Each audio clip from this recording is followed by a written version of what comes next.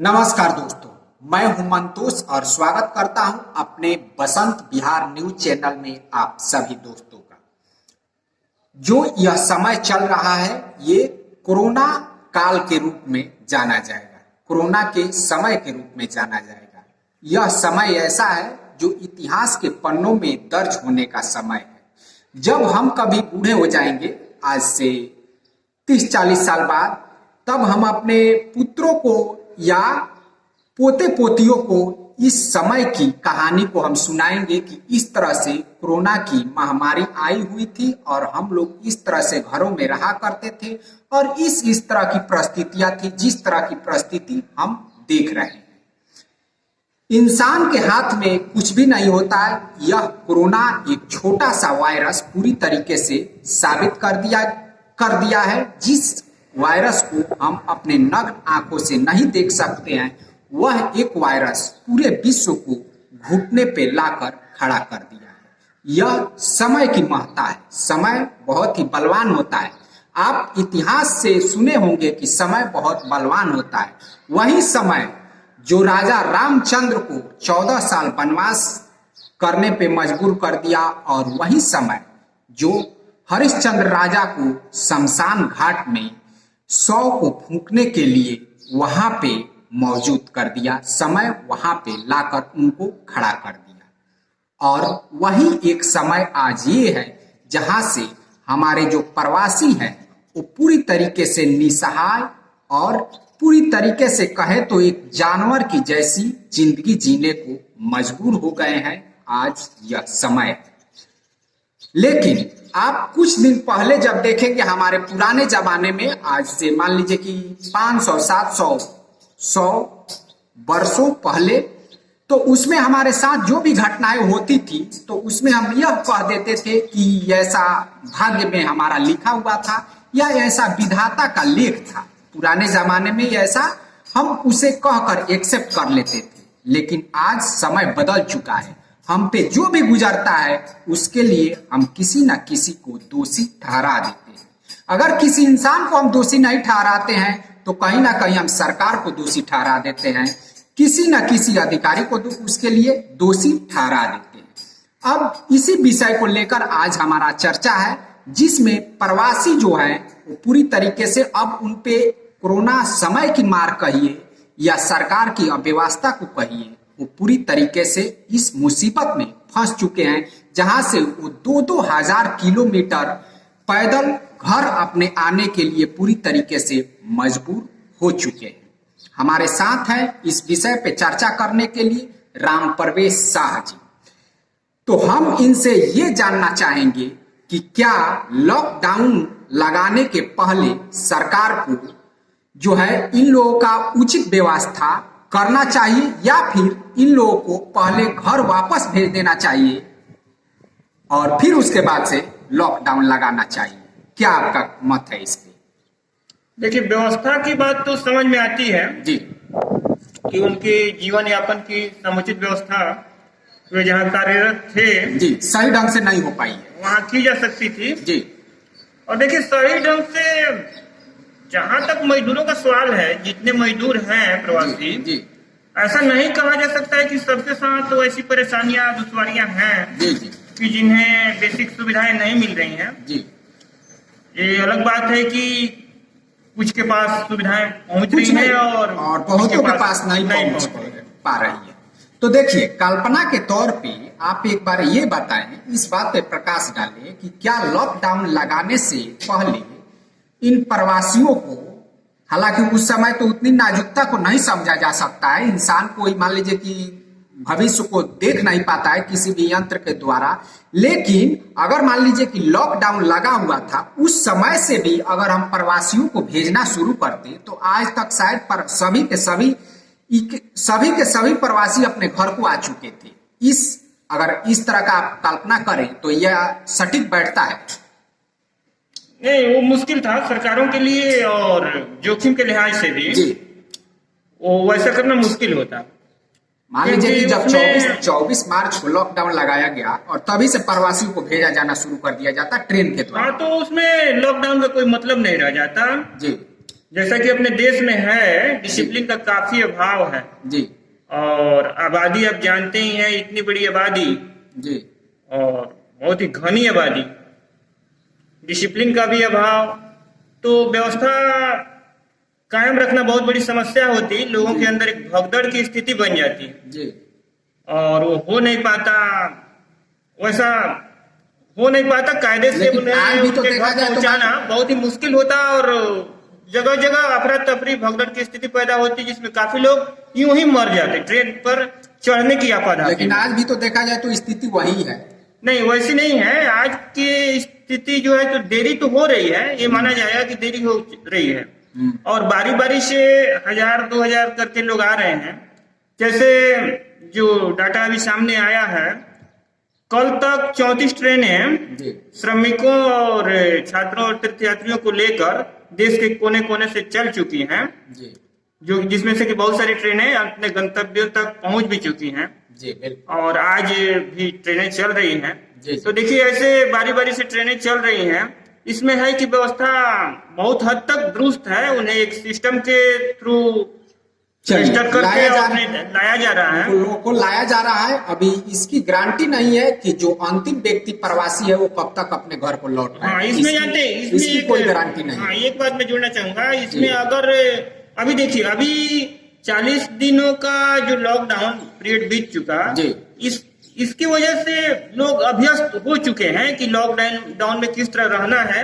बहुत हद तक लोग डिसिप्लिन में आ चुके हैं। जी जी बिल्कुल। ये अलग बात है किस तरह कि से बचाव करना है। हाँ, प्रचार प्रसार के माध्यम से इसका बचाव पूरी तरीके से सीख चुके हैं। सरकार की सख्ती का असर भी दिख रहा है जी। और उस समय एक नई बात होती सोशल डिस्टेंसिंग और डिसिप्लिन का पालन करना, तो जिसे लागू करना सरकारों के लिए मुश्किल होता और लोग काबू में आ नहीं पाते। भीड़ और काफी भीड़ और अफरा तफरी का माहौल पैदा हो जाता है, जिसकी वजह से काफी कुछ नुकसान हो सकता था और साथ ही ये जो बीमारी का खतरा था वो भी बढ़ सकता था। जी।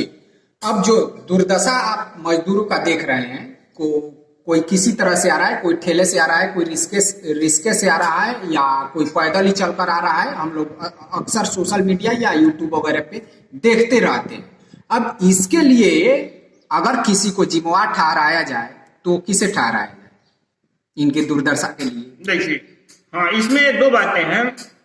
पहली बात कि जो संबंधित राज्य सरकारें हैं जहां वे मजदूर कार्यरत थे, उसमें अगर कुछ भी कमी रही हो जिसकी वजह से कुछ मजदूरों में असंतोष पैदा हुआ या जिन्हें मूलभूत सुविधाएं नहीं मिल पा रही, उन्हें समय से भोजन नहीं मिल पाया, कायदे का भोजन नहीं मिल पाया, रहने के लिए सुविधाएं नहीं मिल पाई।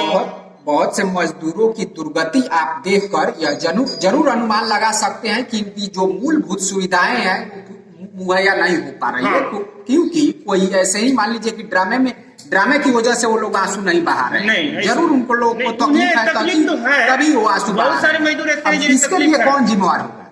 पहली जिम्मेवारी तो जहाँ कार्यरत थे जी, वहाँ की सरकारें हैं जी, वहाँ की संबंधित राज्य सरकारें हैं। उसके बाद उस फैक्ट्री मालिक की भी जिम्मेवारी बनती है जिस फैक्ट्री में वो लोग कार्यरत है जी, कि भाई उन्हें बेसिक सुविधाएं मुहैया कराना उनकी जिम्मेवारी थी। जी जी। उसके अलावा एक भरोसा उनके अंदर पैदा करना कि भाई आप सबको पहली बात तो सुविधाएं मिल रही हैं। अगर सुविधाएं मिलती तो उनके अंदर बेचैनी पैदा नहीं होती। चलिए, अब देखिए, एक बात हम सोचते हैं कि मान लीजिए कि जो लोग पैदल आ रहे हैं उन लोग के पास मान लीजिए कि अब उनकी परिस्थिति जो भी हो, परिस्थिति तो ऐसे लग ही रहा है कि मान लीजिए कि उनके पास भुखमरी का जो है वो पूरी तरीके से परिस्थिति उत्पन्न हो गई है। लेकिन जो गाड़ी, बस या इस तरह के जो वाहन से आ रहे हैं तो वो तो उसको पैसा पेड करके आते होंगे, एक अनुचित पैसा पेड करके आते होंगे। तो 2000-4000 रुपया वो लोग पेड करके आते हैं। तो क्या उस पैसे से वो लोग कुछ दिन अपना वहां पे जीवन यापन नहीं कर सकते हैं? ये मान लीजिए कि एक आना और बहुत ही रिस्क लेकर आना, जैसे कि कल ही हम लोग एक वीडियो बनाए थे जिसमें वो लोग जो मिक्सर मशीन होता है जिसमें बालू गिट्टी वगैरह डालकर मिक्सिंग किया जाता है, उसमें वो लोग आ रहे हैं मजदूर। उसको भी वो लोग पैसा दिए होंगे, तो उस पैसे से वो लोग अपना वहां पे जीवन यापन नहीं कर सकते हैं कि इतनी बड़ी रिस्क ले रहे हैं। तो ये तो बड़ा एक मूर्खतापूर्ण बात है।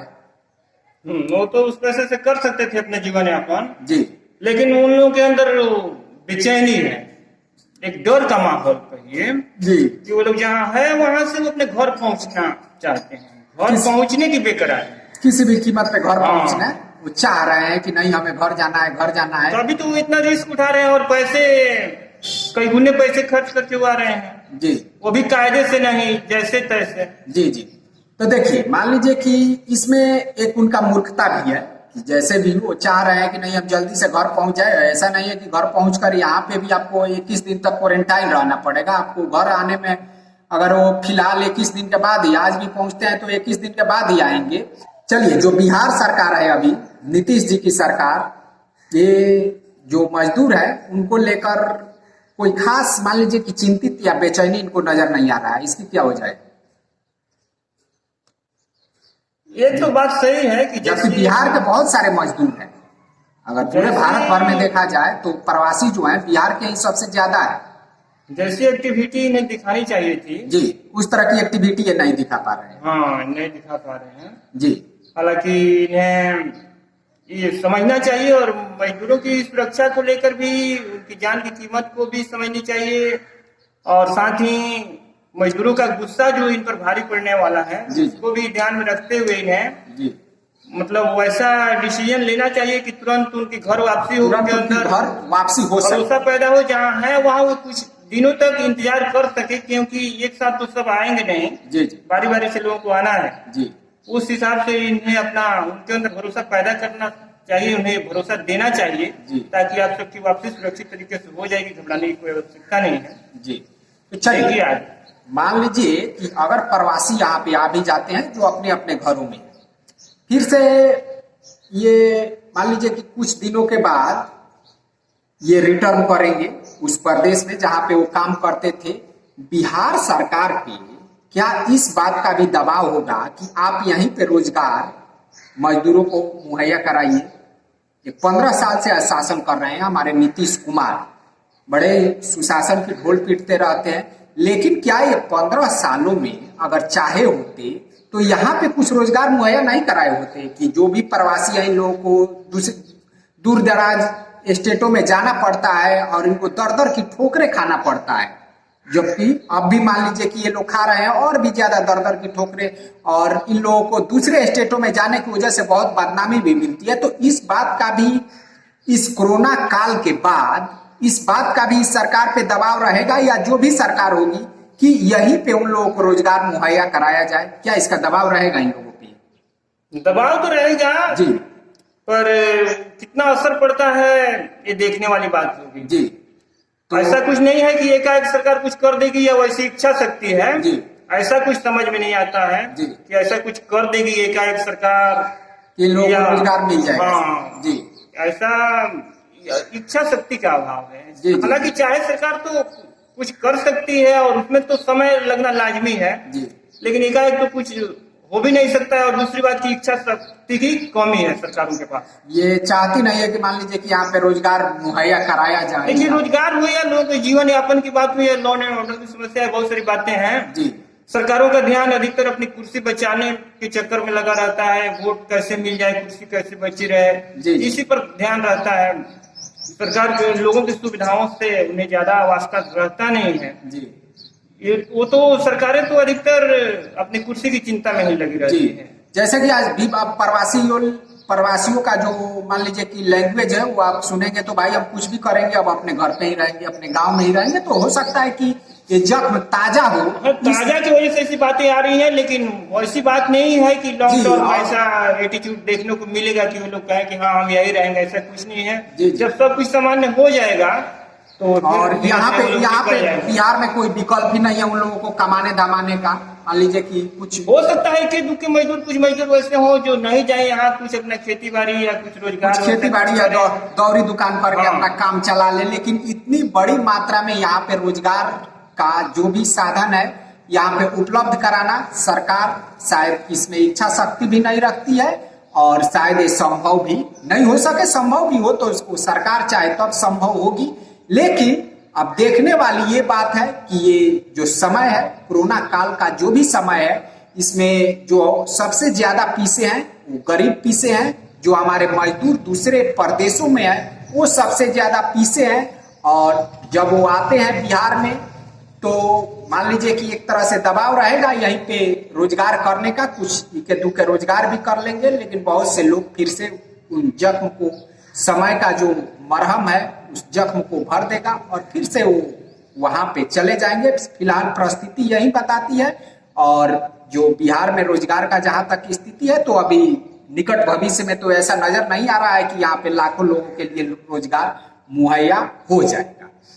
तो चलिए दोस्तों, ये था हमारा वीडियो और इसी के साथ हम अपने वीडियो को यहीं पे समाप्त करते हैं। हम फिर मिलेंगे अगले वीडियो में अगले टॉपिक के साथ। तब तक के लिए नमस्कार।